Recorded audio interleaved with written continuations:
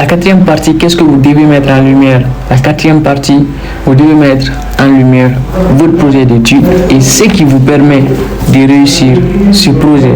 D'accord? On va prendre d'abord un exemple, puis on va faire des commentaires. Donc on peut dire par exemple, mon projet d'étude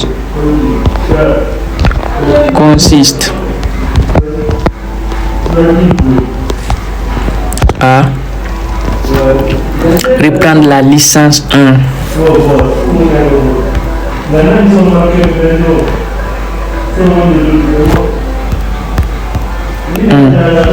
du droit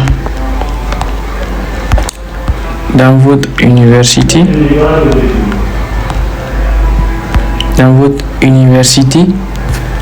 puis par la suite continuer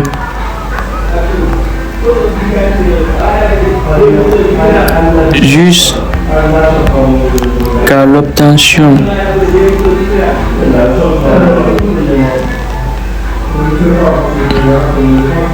de ma licence, tout en me spécialisant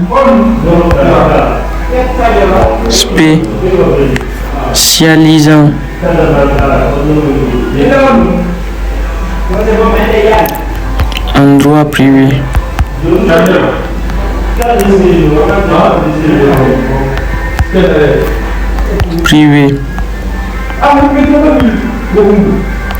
Dès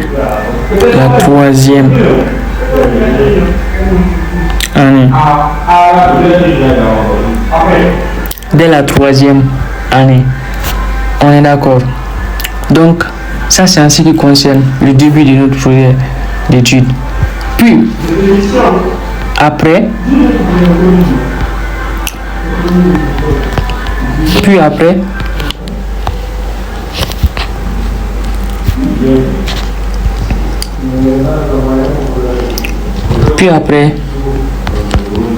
je compte poursuivre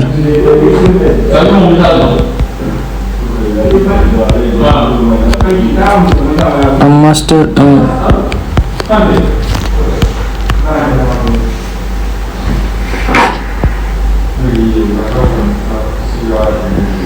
de droit privé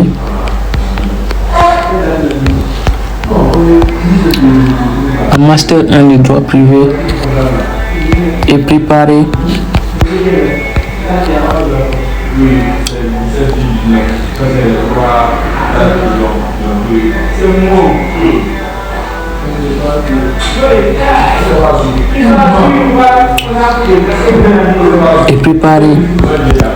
l'examen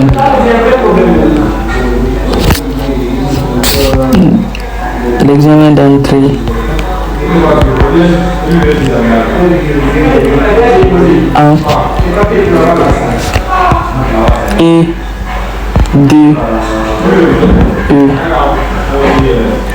EDA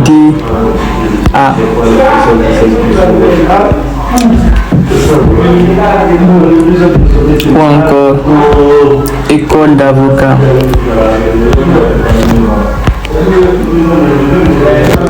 Au final, passer l'examen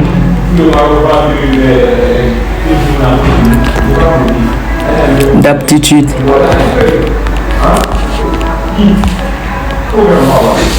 pour obtenir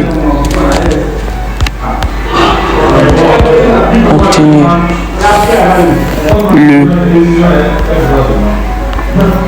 CAPA. Le CAPA, c'est quoi? C'est le certificat d'aptitude à la profession d'avocat.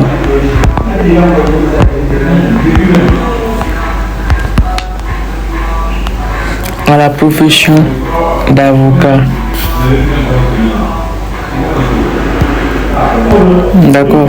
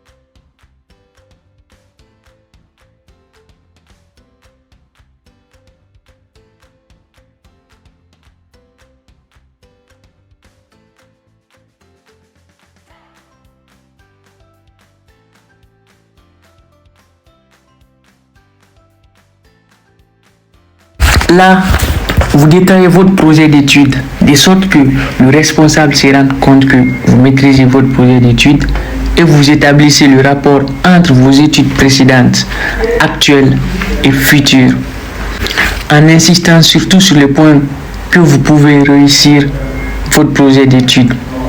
Par exemple, les compétences que vous avez acquises à la suite de ces formations.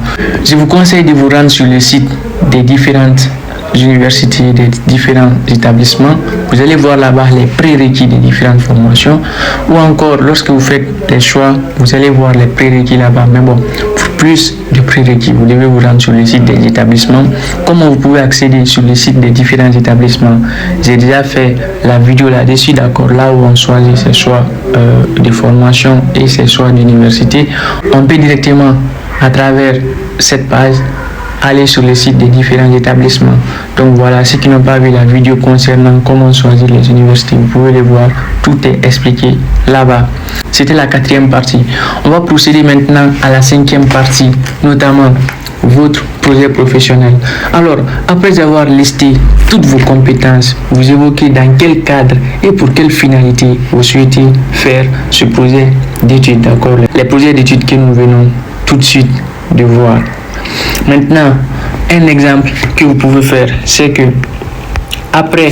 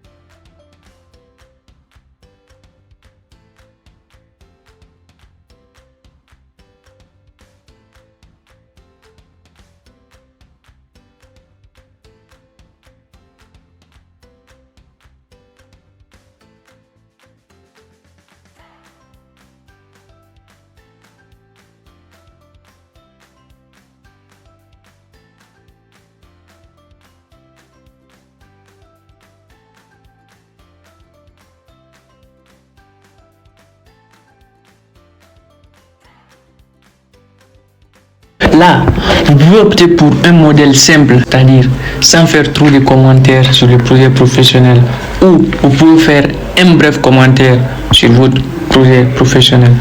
Exemple, pour ceux qui ont choisi l'électricité par exemple, vous pouvez dire par exemple, après l'obtention de ma licence en électricité, je compte exercer soit des responsables en matière d'électricité ou bien soit dans le domaine public.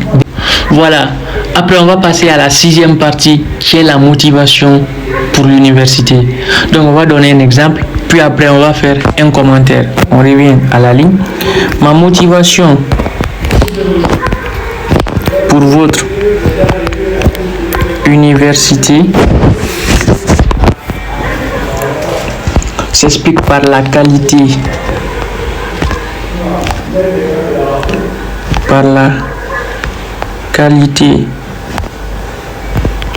et la crédibilité des diplômes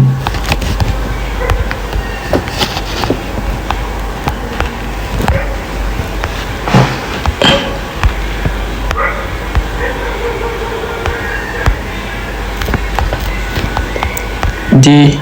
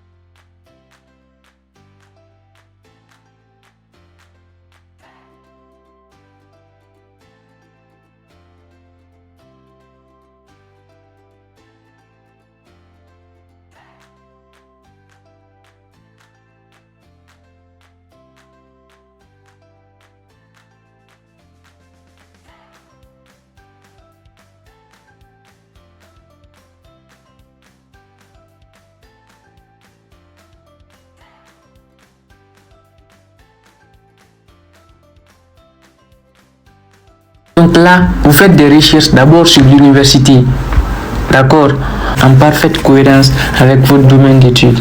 C'est-à-dire, c'est le moment pour vous de montrer que vous connaissez suffisamment l'université à travers les recherches que vous allez entreprendre et de la flatter par ses qualités et ses mérites.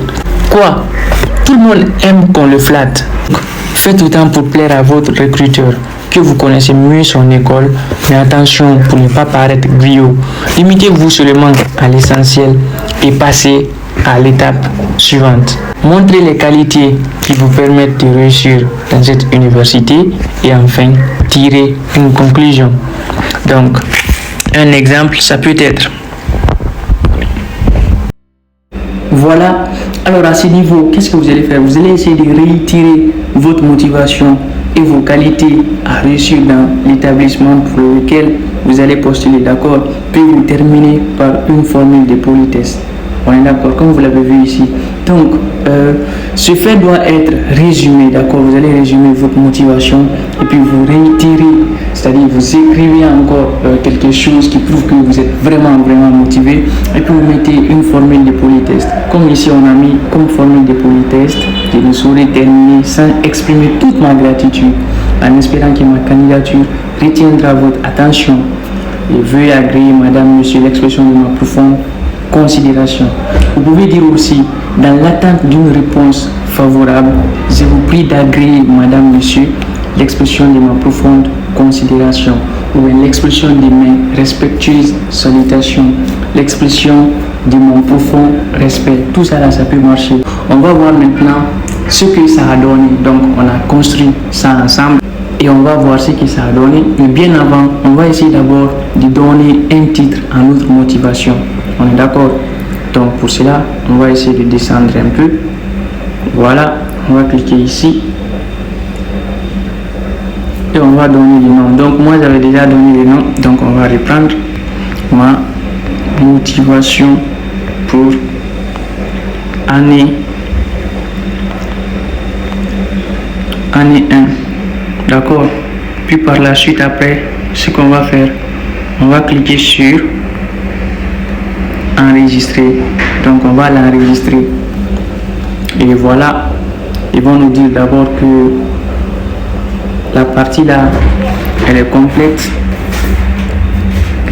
Voilà, complet. Donc ce qu'on va faire, on va essayer de lire ensemble ce qu'on a construit ensemble.